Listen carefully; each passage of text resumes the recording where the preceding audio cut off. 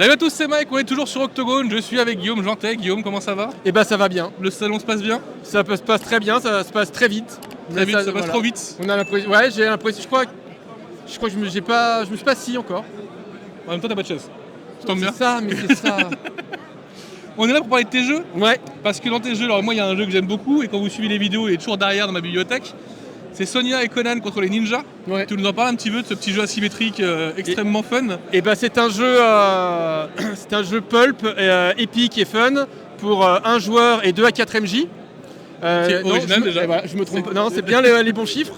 Où un des joueurs ou une des joueuses va jouer un ou une barbare et tous les autres vont créer l'adversité pour que ce barbare soit le héros du film qu'on est en train d'écrire. Exactement. Et donc le barbare, il a des Il a des moves, il a des 6 actions très caractéristiques. On va essayer de trouver parce qu'elles sont quand même extrêmement drôles. Alors, si ma mémoire est bonne, il y a arracher les bras d'un ennemi puissant pour qu'il regrette d'être né. C'est ça. Donc ça ne marche pas contre les ennemis qui n'ont pas de bras.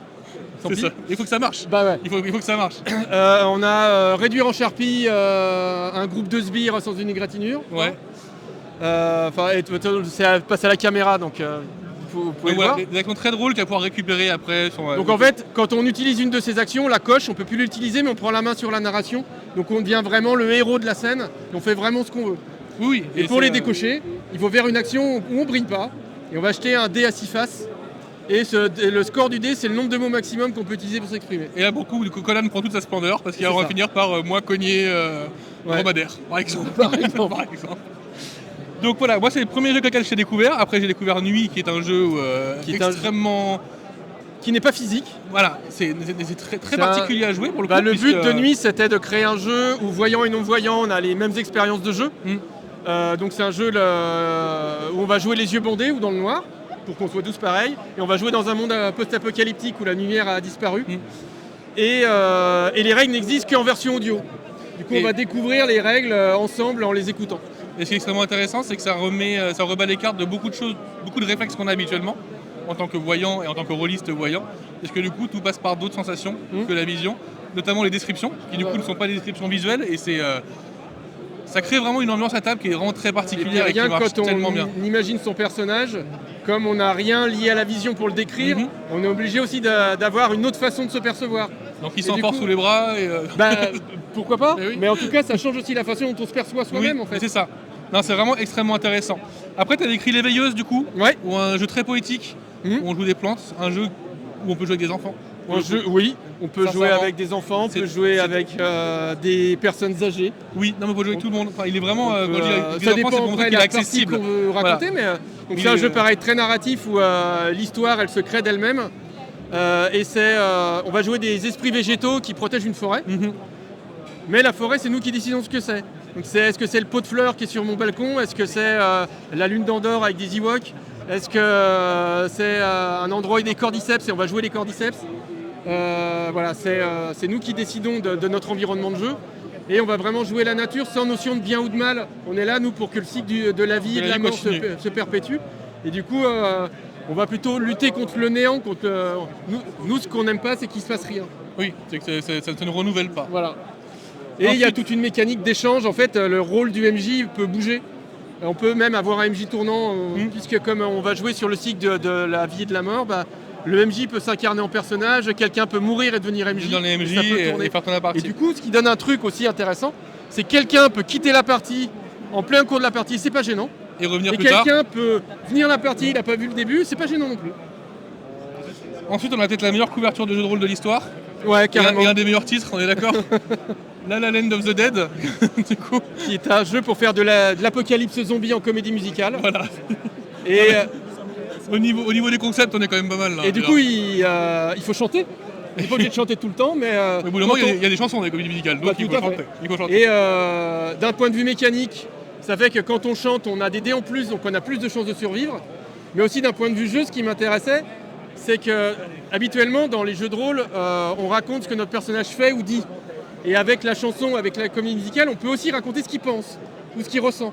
Parce qu'elle permet ça, la chanson, elle permet du coup de s'éloigner, d'avoir un point de vue externe. Et puis d'avoir aussi du fun avec des combats contre des zombies avec des paillettes. Alors, je sais pas si ça te coûte cher en psychologue et en psychiatrie, tout ça, mais c'est quand même ça fait que j'ai pas besoin d'en payer. c'est quand même détendu. Et donc, tu as un nouveau bébé qui est juste là, Ouais, qui s'appelle Sombre Courant. qui s'appelle Sombre Courant. Alors, pour le coup, celui-là, je le connais pas du tout. Est-ce que tu peux m'en parler? Exact, tout à fait. Alors, c'est un jeu de Sotiris Pitelis, pour être tout à fait précis, qui est un auteur grec qui vit en Allemagne et qui écrit en anglais. Donc Pas mal, déjà, on a un jeu assez européen. Voilà, c'est ça. Et avec Sotiris, on s'est rencontrés sur une jam et on a vraiment sympathisé. Et on a commencé à parler game design et à se parler de nos jeux. Et moi, j'ai vraiment adoré son jeu qui s'appelle en anglais Black Currents. Mais quand je l'ai découvert, il n'était pas fini et il travaillait plus dessus. Donc on a continué à travailler ensemble dessus, je lui ai fait des retours. Et du coup, il a fini par aboutir son jeu, de rajouter des règles, de changer des petits trucs. Et comme le jeu était fini, mais était juste un document brut, je lui ai dit est-ce que je peux faire une version française et l'illustrer. Et il m'a dit ta carte blanche, vas-y. Du coup, j'ai fait la trad avec ma femme, qui est meilleure en anglaise que moi. En anglaise en plus. Même en français. Elle est meilleure en français aussi, je pense. On a le droit de le taper ou pas? Oui, en plus je suis un coup de chibol vivant. Et moi j'ai fait toutes les illustrations, la maquette, et puis un peu l'édition, tu vois, Itch.io, Lulu, machin. Et ce qui était hyper chouette, c'est que du coup c'est vraiment une rencontre entre nos deux univers, quoi. Ouais, entre deux auteurs qui sont aussi barrés que toi, je pense que. En fait, lui il est beaucoup plus poétique. Ouais. Avec un univers aussi peut-être un peu plus noir que le mien. Et du coup cette rencontre elle était hyper vertueuse pour nous. Et puis c'est ce qui est beau, c'est ce que j'aime aussi dans le jeu de rôle, c'est que ça commence par une rencontre ludique et ça devient une amitié. Ouais. Et du coup, j'en suis super content. Et alors, si tu nous en parles un peu, de quoi ça parle, c'est quoi? De quoi ça parle? On va jouer des marins qui doivent traverser un océan très dangereux, mais qui ont juste un radeau de fortune. Et pour faire cette traversée, ils vont s'accrocher à un monstre marin, un kraken, et ils vont faire toute cette traversée en étant transformés par la difficulté du voyage et par le contact avec ce monstre. Ok. On a une répartition assez intéressante de l'autorité narrative. C'est que la bête est jouée par le MJ, qui va à la fois incarner le monstre, mais du coup avec un côté mystérieux. On ne sait pas, de temps en temps il peut donner des choses, il peut donner des rêves. C'est tellement une belle métaphore du MJ en même temps. Et c'est lui qui va décrire ce qu'on trouve. Par contre, c'est pas lui qui décide du voyage. Dans le groupe des marins, des joueurs, il y en a un qui va être le capitaine. C'est lui qui va décider c'est quoi notre voyage, où on va, pourquoi on y va et qu'est-ce qu'on va trouver en chemin. Et du coup, il y a vraiment cet échange entre un des joueurs et les joueurs qui vont choisir de voyager et le MJ qui va dire voilà ce que vous trouvez pendant votre voyage. Et c'est assez chouette. Et avec un côté assez plus dur que sombre, c'est que ce voyage il est difficile et on sait qu'on va y laisser des plumes, on va peut-être pas tous survivre. Pour donner un exemple mécanique, c'est que dès qu'on arrive vers une difficulté, une étape de notre voyage, elle a un certain niveau de difficulté qui correspond à un nombre de succès à faire pour passer. Ce nombre est la plupart du temps plus grand que le nombre de dés qu'on jette. Donc on sait qu'on n'arrivera pas à faire tomber cette difficulté du premier coup. Et quand on ne fait pas tomber la difficulté du premier coup, elle baisse, mais nous on prend des séquelles. Ok, donc forcément au fur et à mesure... on sait qu'en tant que joueur qu'il y en a toujours un qui va devoir y aller et il sait qu'il va ramasser. C'est obligé. Mais il y a un moment, il faut que quelqu'un y aille. Il faut sacrifier pour le groupe. Exactement. Et là, il y a une mécanique de repos où on va créer des scènes où on va un peu prendre les soins des autres, un côté un peu le calme entre la tempête, où là, on ne va pas récupérer de ce qu'on a perdu. Par contre, des joueurs qui ont moins perdu que d'autres peuvent dire tiens, je te donne un peu. Je te donne un peu. Ah, donc à ce côté, marin, soudé, équipe, exactement, un vrai équipage. J'ai baissé le micro, je perds comment on m'entend. Pas grave, je pense que ça doit être bon. Un vrai sentiment d'équipage du coup, soudé, avec le sens du sacrifice pour arriver au bout. Et la bête fait aussi partie de cette alchimie, parce que la bête peut aussi faire des cadeaux aux marins. C'est-à-dire qu'il y a un moment, si un marin meurt par exemple, elle peut décider de le ressusciter. Mais par contre, il sera transformé parce que c'est un monstre qui t'a fait un cadeau. Donc on va aussi dire que si la bête nous fait récupérer des traits, ils ne seront plus comme avant, quoi. Donc comment ce voyage il nous a transformés, comment la bête qui est pas mauvaise en soi, mais comment elle te transforme ton corps ou ton esprit. Et on peut le jouer dans plein de settings différents. Ça marche hyper bien, moi je trouve, pour faire de la Grèce antique.